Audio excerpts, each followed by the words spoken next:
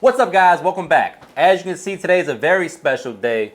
We're doing Sunday dinner, and I got everybody's favorite uncle in the house, smoking and grilling with AB. We're making pot roast. AB's on the collard greens, and we're gonna do mashed potatoes as well. Meet me in the kitchen. Let's make it happen. I mean, greens is crazy. It's tender. Look, I'm using a plastic fork. Good All in Lord. the pot. Damn. Y'all was singing in that men's choir today, and you put it down on these greens. The men's choir. All right, guys, I'm on pot roast duty. First things first, I'm gonna hit this with some kosher salt, real heavy. This is a 3.5 pound pot roast. We make sure we season it like it, like it's 3.5 pounds, right? You want to put some good salt on there. AB, what you got going on? So, it seems like every time I come out here, I get stuck on collards or I get stuck on gumbo, you know what I'm saying, like making the roux. So, look, this is like something that I do, man. Super easy to make, especially for those of you, the people out there that say making collards is, like hard. Right. You know what I mean? So, look, I don't cut my collards. I don't dice them down. I do them just like how you see. I'm going to go ahead and open this up, and then I'm going to start rolling up. Cutting these. We'll start rolling up. You know what I mean? We're gonna do that off camera. What's one of your favorite Sunday dinner meals? Pot roast is up there for me. What I like about pot roast is good the next day. There's not a lot of proteins that I like as leftovers, but pot roast, short ribs, anything off of the grill, I can eat those leftovers. But like chicken breast or steak, I don't really like that so much the next day. Really? No, I like it. You know what? Okay, so when you think about chicken, I think about like a smothered chicken, something like that, right? I can eat that the next day. Yes, sir. Something with some sauce or a gravy. But do you like fresh rice, or do you use the same rice from the day before? I could do it the next day. So that means you know how to heat up your rice and make it taste good. Yeah, for sure. Okay, right. Okay, so look, turkey parts, right? Reason we do turkey parts because everybody don't eat pork, right? So no ham, shank, and nothing like that. So we go smoked turkey. I like this, the whole little wing section. I went ahead and just chopped, the onion. Then we got our garlic in the inside. Now I'm gonna set this over here like this. I'm gonna get these collards, and I'm gonna let you do your thing. Sounds good. While he does that, I'm working on the mirepoix, which is just onions, celery, and carrots, or the typical French technique when it comes to braising or making pot roast, short ribs, whatever it is. Today is pot roast. We'll go ahead and just chop up our celery and carrots. We got a little garlic we're gonna add to the party as well. Just adding some flavor to the braising liquid to infuse that flavor into the pot roast. That's the goal here today. Want it as flavorful as possible. You can add fresh herbs, rosemary, thyme, things like that. Red pepper flakes if you want to add a little spice. Mississippi pot roast, you would throw some pepperoncini peppers in there. But today we're doing a traditional French style pot roast, tomato paste, red wine. It's gonna be good. Now, coming back over here, talk to me about these stems, man. There's so many people out here that they always say some people like the stem. You know what I mean? Like if you truly from the South, a lot of the Southerners, they like to have the stem in there, right? I think that probably stems from, people didn't want to waste stuff back in the day. I mean, you still shouldn't want to waste stuff. But for me, unless you're going to get the stem tender, I don't want a big, crunchy, non-tender stem in my collard greens, personally. I agree. And look, I was doing them that way, but listen, a lot of times I just do it like that, right? Yep. There's so many ways you can do it. There's a restaurant I went to, I thought it was interesting. They pickled the collard green stems and would serve it as like a pickled option on top of their fried chicken. As like a little, garnish. Thought that was a good use for the stems. And it was good, tastes good too. That's a little different. You know what I mean? I'd have to try to, taste those.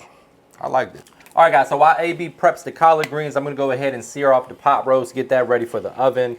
Pot roast is gonna take a good 3 to 3.5 hours. So we wanna get that started first.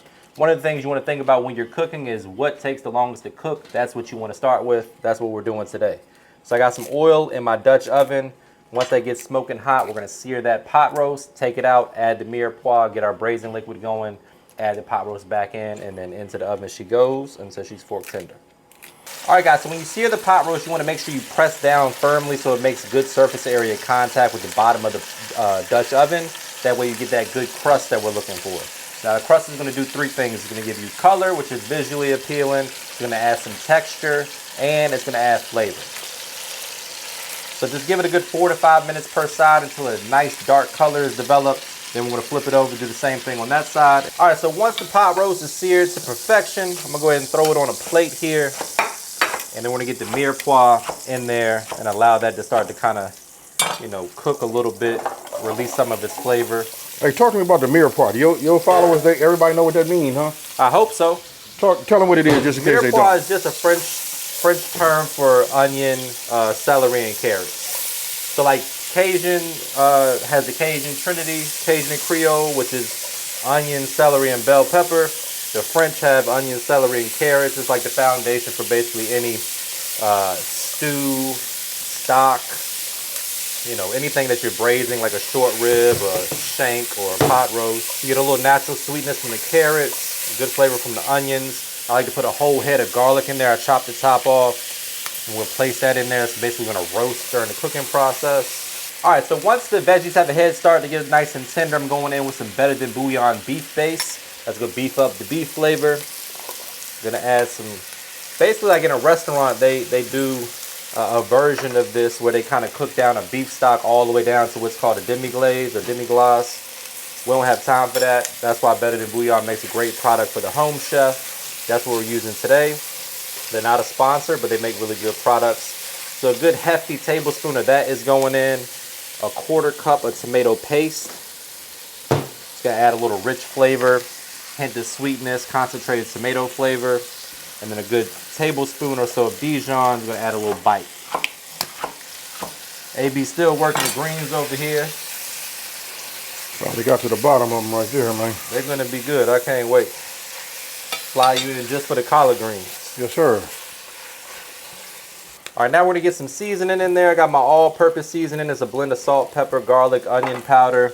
I know y'all saw me season the pot roast earlier with just salt. That's so that the bottom of the skillet doesn't burn up. So we're gonna get the additional flavors in there. I got my new seasoning that's gonna be hitting the market soon. This is like a buttery garlic pepper. Enhance that garlic flavor that we got in there. When it deglaze with some dry red wine. Now I told you guys, you make sure you drink as you, taste as you go, or drink as you go. It's pretty good. So you just want to put like a 1/2 cup or so in there. Really get the fond up off the bottom of the skillet. Good excuse to take a sip while you cook too. And then once you see that kind of thicken up a little bit, I'm gonna go ahead and add in about 4 cups of beef broth. All right guys, we got the oven preheated to 325. I'm gonna add a tablespoon of Worst Word in the World sauce. We're gonna taste it, make sure that it's solid. Get the pot roast in there, and then we're gonna add the fresh herbs. The kind you cook with, not the kind that cook you. Okay, so listen, check it out. I'm finally finished with, you know, cutting down the greens, right? So we got greens here. So I'm gonna start off right here by putting a little fire underneath the bottom of here. I'm gonna start with like a medium flame, right? Reason I say medium, because we gotta melt some butter. And we don't wanna like burn the butter, right? So somebody just asked me, AB, how much butter is it? Hey, listen, you can never have too much butter.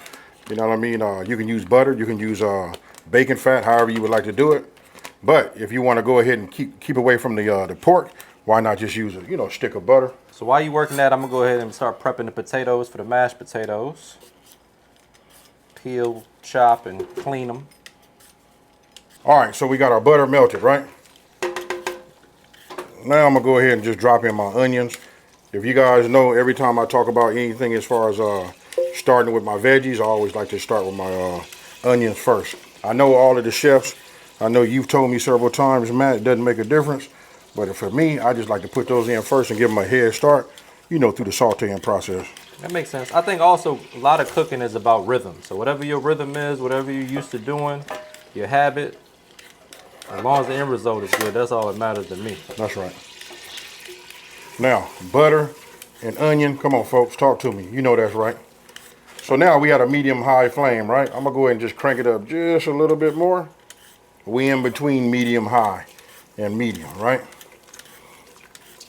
So when you do your collard greens and you're not worried about folks that don't eat pork, I call those people the pork patrol, but Right. what is your preferred smoked meat that you use? Is it always turkey, or are you using that because that's what I bought today? No, I always use turkey, but that came late though. I grew up on the pork. You know what I mean? Ham hock or what? Ham hock, you know, the shank, any of the ham parts on the inside is good, right? But because of everybody don't, and then when you start cooking for the public, You know what I mean? So I started making a change. makes So now that I gave this like a little bit of a head start, you know, we're gonna still continue. I'm gonna go ahead and get my garlic. What's happening here? I don't know. There we go. What's happening here? That's brand new too. I don't even remember who sent me that. All right, so we got our garlic in. Let me get it off the sides. Our onions are breaking down nice. Now I like to put garlic and onion powder. I'm gonna be using, you know, Matt's AP seasoning. This right here got a nice combination of it both. You know, both of them in here. Smells good in here. I can tell you, yes it do. Right, now we're gonna add a little Cajun seasoning. Now it's up to you guys how strong you want it to be as far as the bite on the Cajun side. And I mean like the spiciness, you know, things of that nature. But you see that right there? If when you start greens and it don't look like that right there, look down in there. If it don't start like that, you'll know that you're not gonna have, it won't be the way you want it to be. That's a good color. Right? So then you can't do greens without doing a little pepper flakes. Be careful here, folks. This is where we're gonna get a little fire. I know it's a lot of shaking, but I'm looking at what's coming out. You know what I mean? I don't like mine. I like mine to still be kid friendly. Now I'm gonna go ahead and add my chicken broth. You guys can use broth or stock. Now I'm gonna go ahead and get that medium high because we want to bring this up to a boil.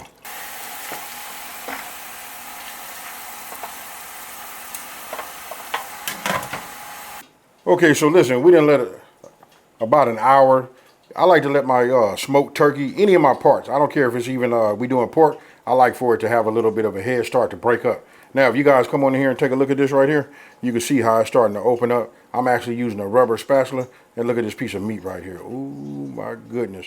This right here gonna make some good meat. Now, you just wanna take your collards and just drop them in. Just like I'm doing here, no particular order.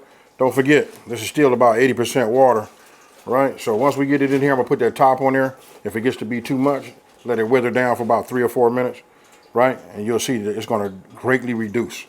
So let me grab my top. In 3 or 4 minutes, it'll be, you know, come down some more, and then I'll put the remainder in there. Sounds good.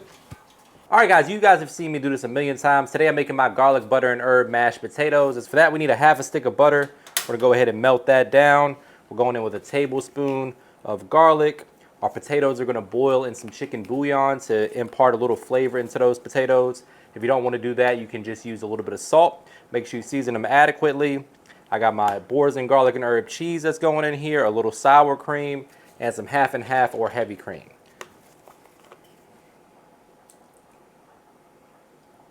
We're gonna steep everything together, strain this cream and butter mixture into the potatoes, mash them up, season to taste. You got the most delicious mashed potatoes you ever had. All right, my friends, now it's time to go ahead and make the gravy for the pot roast. For that, we need to drain the pan drippings or the braising liquid that we use for the pot roast. We're gonna add a little bit of butter, a little flour or cornstarch to create a roux. Then we're gonna deglaze with those pan drippings or the braising liquid. That's gonna form our gravy. Finish it with a little heavy cream, a little bit of soy sauce, season to taste. Phenomenal. This is the part where I say, brace yourself for a trademark money shot. Say it with me, guys. Looking good. The only thing left to do is dig in for the taste test. But before we do that, please take a quick second to subscribe to the channel. Make sure you hit that bell to enable notifications as well. Look at that shredding right apart. Yes, sir. And you guys can find this recipe and all 3 of these recipes in the Best of Both Worlds cookbook. Use the code VEGAS at checkout for 15% off. And if you buy between now and the end of the year, you're going to get a signed copy from AB and myself. Code VEGAS at checkout, 15% off Best of Both Worlds cookbook. You're serving like the lunch lady at school, taking too long.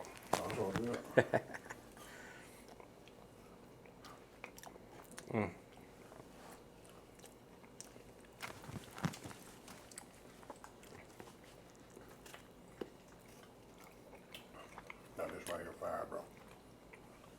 That's Sunday dinner right there. This warms my heart. If you guys don't do nothing else, get with somebody that you care about and make this platter right here. And if you don't got nobody you care about, make it for yourself.